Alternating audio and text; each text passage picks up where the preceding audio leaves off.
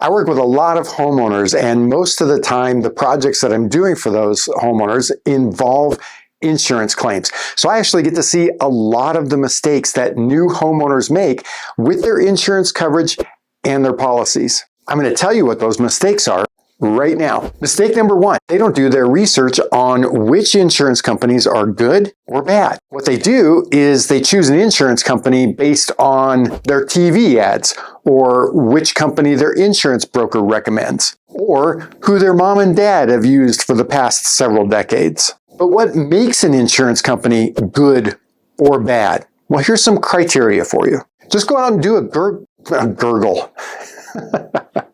Let's try that again. So just go out and do a Google search. Is the insurance company that you're considering regularly named in lawsuits for bad faith against their clients?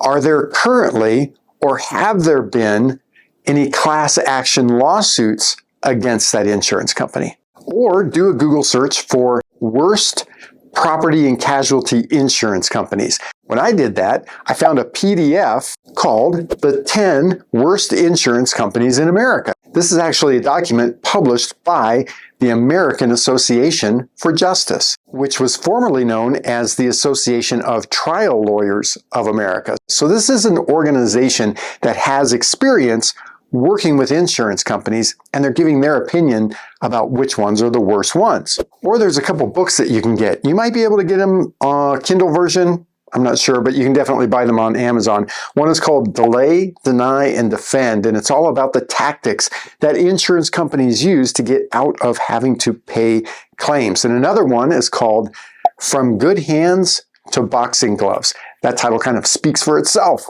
Another thing that you definitely need to find out is, do the insurance companies pay claims fairly? And I don't think a good way to judge that is by asking homeowners whether they felt that their claim was paid fairly, because the homeowner isn't the one that is responsible for doing the restoration work and knowing what the costs are to do that work. I recommend that you actually ask contractors, who do they like working with? Who do they think pays claims fairly?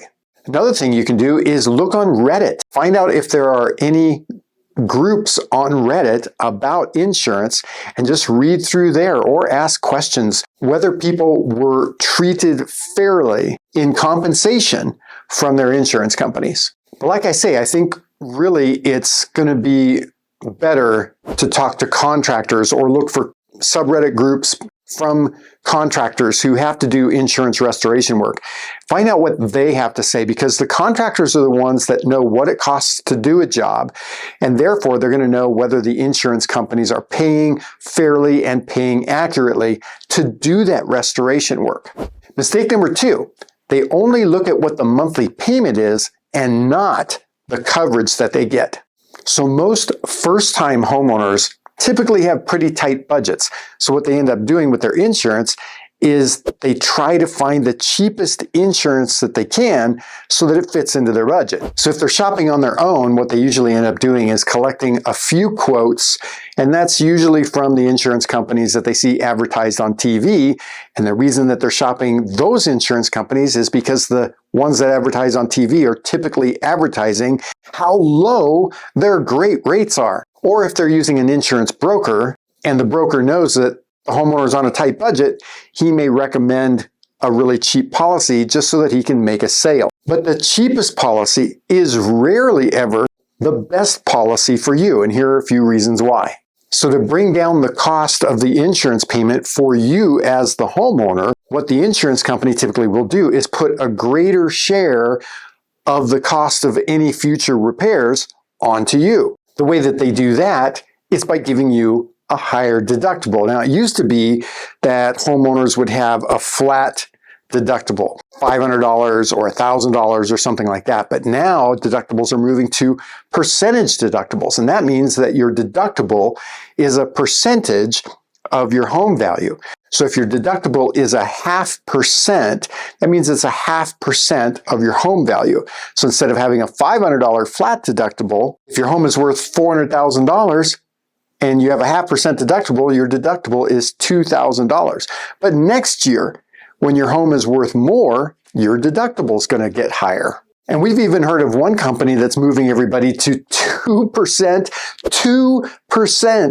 deductibles. So what that means is that on your $400,000 house, your deductible is going to be $8,000. So you might have a nice low monthly payment for your insurance, but then if you ever have to make a claim, your cost of the repairs is going to be a lot higher, maybe a lot higher than you expect. Now, there's a few other ways that insurance companies are increasing your share of the cost of repairs. We did a video about that, which we'll link to right up here. Mistake number 3 that new homeowners make is they don't read their policy renewal documents every year. You might start off with a good insurance policy, but then when that comes up for renewal the next year, your insurance company might make changes to your coverage or to your policy. They inform you of that in the document that they send to you. If you don't read that document, you're not going to know what changes are being made. So if your insurance company changes your deductible, maybe from a flat rate deductible to a percentage deductible, or from a 0.5% deductible to a 1% deductible, the way that they inform you of that is in that document that they send you when your policy is due for renewal. So if you don't read that document and you keep your insurance coverage with that insurance company, you have just agreed to the terms of the new contract that they're offering you when they send you that document. And so we see this happen to people all the time. Not reading that document is not an excuse for not understanding what your coverage is. Mistake number 4, they're promiscuous about filing claims. And yes, I did use the word promiscuous, and I used it intentionally.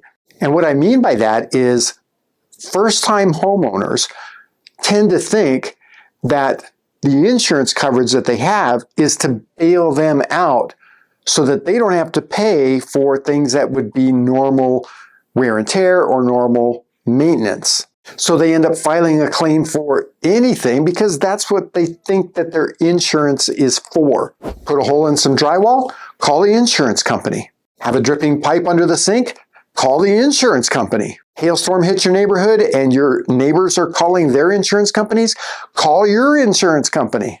Just remember this, every time you call your insurance company about something like that, a claim goes on your record. And every claim you make counts against you. And yes, if you call your insurance company because you have some issue, let's say there's a hailstorm that hit your neighborhood, and you call your insurance company and say, hey, can you send somebody to come out and check my roof? They're going to send an adjuster out to do that. You calling them and asking them to come out files a claim. So then if your adjuster comes out and he looks at your roof and you have no damage, you still have a claim on your record.